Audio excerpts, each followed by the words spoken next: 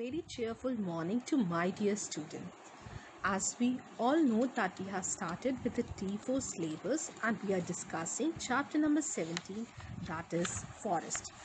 In that I told you about the forest. What was forest? Forest was a large area of land where various plants, animals and microorganisms exist in their natural habitat.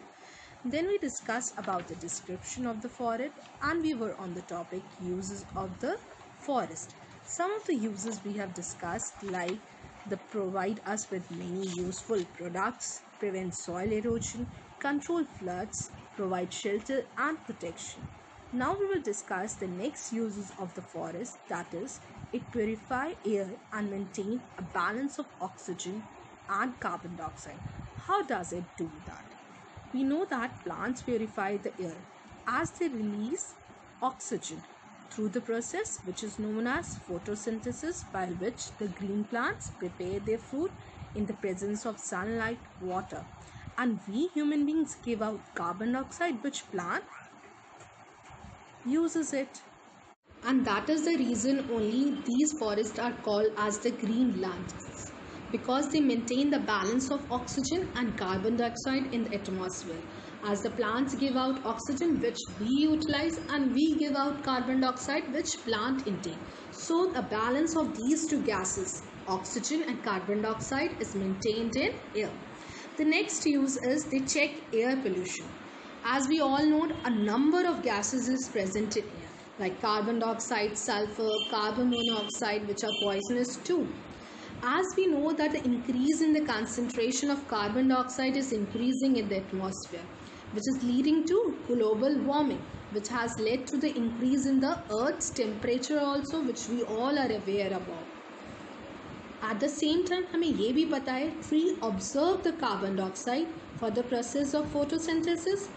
Its concentration is kept under control by planting more and more trees. If we plant more and more trees, this carbon dioxide concentration can be controlled in a way which in turn and in result will control the effect of global warming also, and at last the air pollution will be checked by this way. The next use it, they regulate climate and water cycle. Now how does they regulate the climate? We know that trees absorb water from the soil through their roots and release water vapor into the air by the process we known as transpiration. The process of evaporating the water from the leaves is known as transpiration. उससे क्या होता है? This keeps the air cool. In addition, it helps in the cloud formation also. As we studied in the water cycle also, the water cycle is maintained in this manner. Thus the balance is greatly affected by the removal of the trees. अगर हम उसी चीज़ को trees जो balance maintain कर रहा है हमारी climate को, water cycle को, अगर हम trees ही cut कर देंगे, so how it will be maintained? So it will be greatly affected by the removal of the trees only. The next use is it maintain the supply of nutrients. We know that decomposers are present in the soil, the dead decaying organic matters, which help in maintaining the supply of the nutrients and which increases the fertility of the soil. Forest is the harbor producer of herbivores, carnivores and decomposers. So we can say almost all the living organisms, directly or indirectly, we are dependent upon the forest for getting food also and the supply of the nutrients which we are getting from the forest only. The last use is serve as a source of tourism and recreation.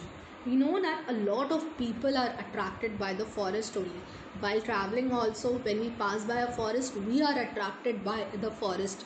We love to campaign, hiking, research and other all outdoor activities are done in the forest only. So it is acting as a source of tourism and recreation also. Our next topic is interdependence of plants and animals. How plants and animals are interdependent on each other. The first topic in this is the food chain.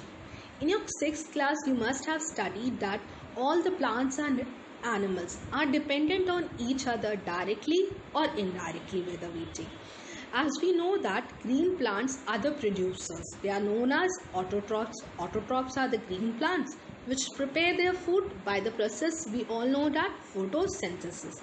And consumers are the heterotrophs, which obtain the food made by the heterotrophs. Like plants are the producer, whereas consumer may be herbivores or carnivores.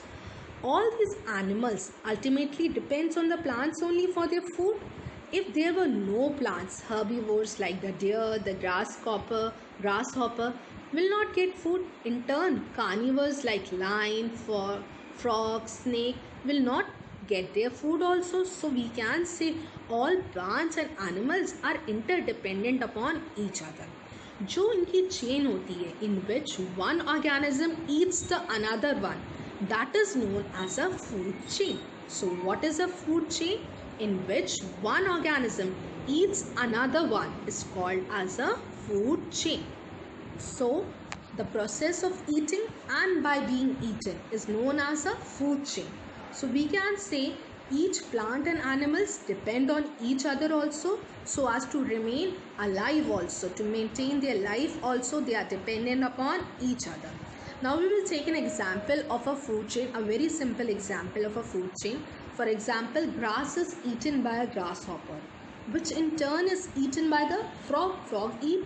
The frog is further eaten by a snake, and snake is eaten up by a eagle.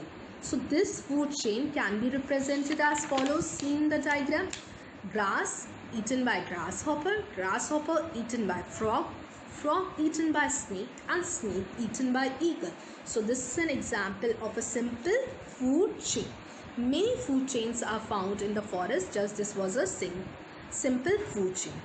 And all the food chain will link together. जब बहुत सारी food chain को हम आपस में link कर देते हैं, this interlinking of the food chain forms a food web as shown in the